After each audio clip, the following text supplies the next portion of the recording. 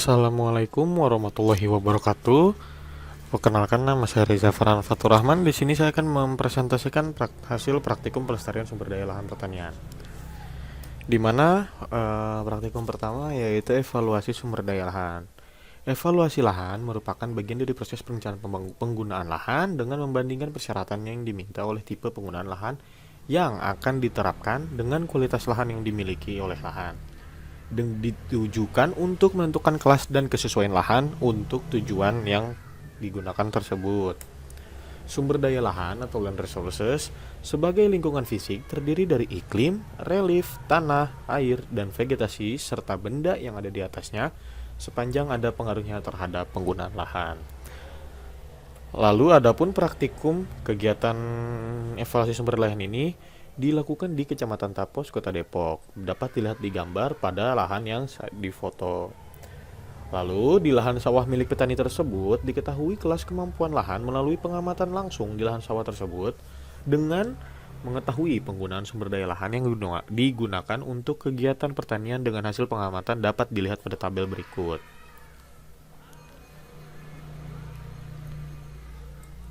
Dari hasil tabel tersebut dapat diketahui bahwa karakteristik lahan dan kelas sesuaian lahan aktual tersebut ialah pada kelas S1, di mana dengan nilai data yaitu pada tekstur tanah pada lahan tersebut termasuk dalam kelas kesesuaian lahan aktual S1, yaitu dengan memiliki karakteristik seperti debu, lempung, berdebu dan lempung, di mana karakteristik tanah tersebut sudah sering digunakan untuk kegiatan pertanian. Lalu pada pedalaman akar dengan kedalaman sekitar 75 cm dengan kelas kesesuaian lahan aktual S1. Lalu untuk kuliah tersebut dengan tingkat lereng sebesar 3-8%, di mana lahan tersebut tidak terlalu berlereng dan masih terlihat datar dengan kesesuaian lahan yaitu S1. Dengan hasil tersebut, dapat dikatakan lahan tersebut cocok digunakan dan sesuai untuk penggunaan lahan dengan karakteristik tanah yang lempung, berdebu, dan perakaran 75 cm untuk penggunaan lahan pertanian, kegiatan pertanian. Dengan masuknya kelas S1 tersebut pada lahan, maka lahan tidak mempunyai faktor pembatas yang berarti penggunaan secara berkelanjutan atau faktor pembatas yang bersifat minor dan tidak mereduksi produktivitas lahan secara nyata. Lalu ada praktikum kedua yaitu penentuan status daya dukung lahan. Penentuan status daya dukung lahan ini diketahui dari BPS Kota Depok dan lebih lengkapnya BPS Kecamatan Tapos, di mana menghitung ketersediaan suplai yang dapat diketahui dari tabel tersebut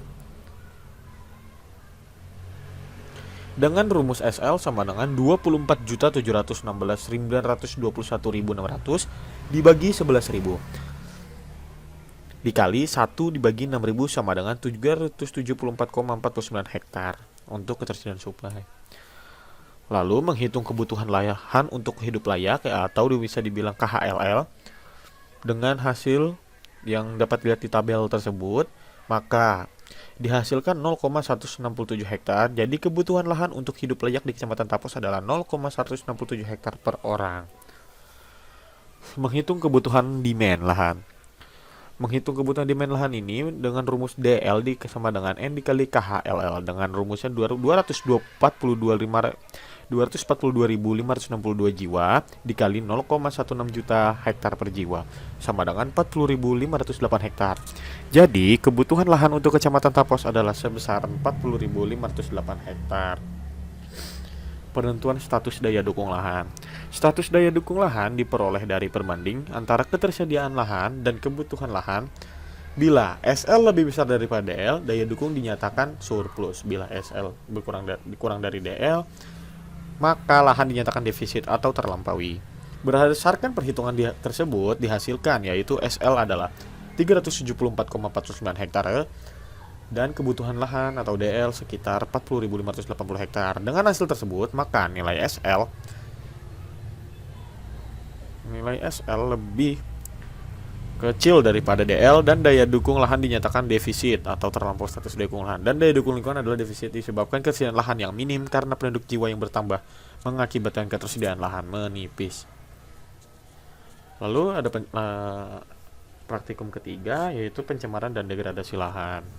Pada observasi kegiatan praktikum ini dilakukan dengan cara wawancara langsung kepada petani di Kecamatan Tapos dengan Bapak Oman.